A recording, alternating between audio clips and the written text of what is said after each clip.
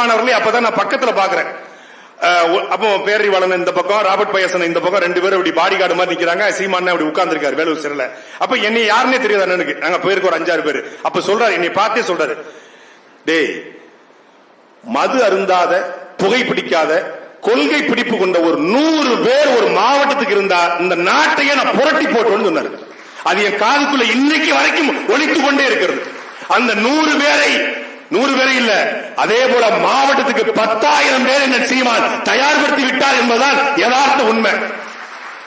நாம நினைக்கலாம், சில பேருக்கு தயக்கம் இருக்கலாம், திமுக பெரிய படையை வச்சிருக்குது, பணத்தை வச்சிருக்குது, விஜய் மிகப்பெரிய ரசிகர் கூட்டத்தை வச்சிருக்காரு, நாம சாதாரண மக்கள் செலவுக்கு கூட காசு இல்லாம இருக்கிறோம், நாம இந்த அரசியலை எதிர்கொள்ள முடியுமா, இந்த அரசியல் நாம் வெல்ல முடியுமா, இந்த சட்டமன்ற தேர்தலை நாம் எதிர்கொள்ள முடியுமா என்ற சின்ன தயக்கம் உங்களுக்கு இருந்தால், நமக்காகவே நம்முடைய பாட்டன் வள்ளுவன் 599வது குறளை எழுதியிருக்கிறான்.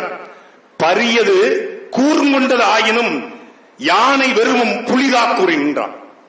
யானை உருவத்துல பெருசுதாண்டா. எது யானை? அது ரெட்டை யானையோ ஒத்த யானையோ, யானை உருவத்துல பெருசுதாண்டா, பெரிய கொம்புகளை வச்சிருக்கா. ஆனாலும் ஒரு புலி தனித்து நின்றால் அந்த யானை பயந்து ஓடும் என்கிறான். ஒரு புலிக்கே யானை ஓடும்னா இந்த மாதிரி ஒட்டுமொத்த புலி, அதுவும் விடுதலை புலி நிற்கும் போது ரெட்டை யானைகளை மொத்த யானை வந்தாலும் இந்த தேர்தல் களத்திலே அது வீழ்த்தும் என்ற நம்பிக்கையோடு நம் களத்தில் இருப்போம்.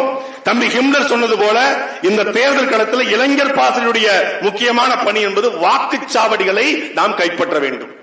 நாம் இங்க இருக்கிற ஒவ்வொருத்தரும் ஏதோ ஒரு வாக்குச்சாவடியில நாம் வாக்குச்சாவடி முகவராக இருக்க வாய்ப்பு இருக்கு. நம்ம வாக்குச்சாவடியில, இளைஞர் பாசறை இருக்கிற வாக்குச்சாவடியில 1000 வாக்கு இருந்தா 600 வாக்கு நாம் தமிழ் கட்சி என்பதை நாம் உறுதி செய்ய வேண்டும்.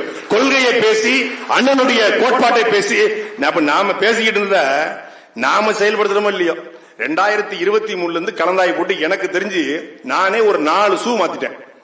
கலந்தாய்வுக்கு போய் அவ்வளவு கலந்தாய்வு அழைச்சிருக்காரு.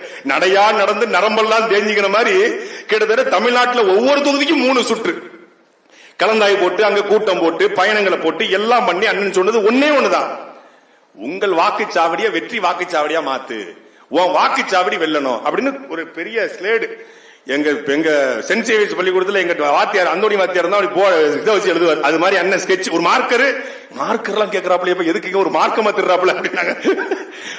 மார்க்கரு ஒரு ஒயிட் போர்டர் வந்துட்டாப்ல, டை மட்டும் தான் கெட்டல, பாடம் எடுத்தாப்ல, உன் வாக்குச்சாவடியில் 1000 ஓட்டு இருக்கா, அந்த 1000 ஓட்டு திமுக ஓட்டு போயிரும், அதிமுக ஓட்டு போயிரும், சரி எவ்வளவு வாங்கியிருக்கிற, இவ்வளவு, இப்ப நீ எவ்வளவு வாங்க போற, இதுக்கு நீ வேலை பார்க்கணும், அப்படி கிளிப்பிள்ளைக்கு பாடம் எடுக்க மாதிரி எடுத்து நமக்கு வாக்குச்சாவடி வெற்றி வாக்குச்சாவடி அங்க கடைசியா ஒருத்தன் உட்காந்துருக்கான். அவங்க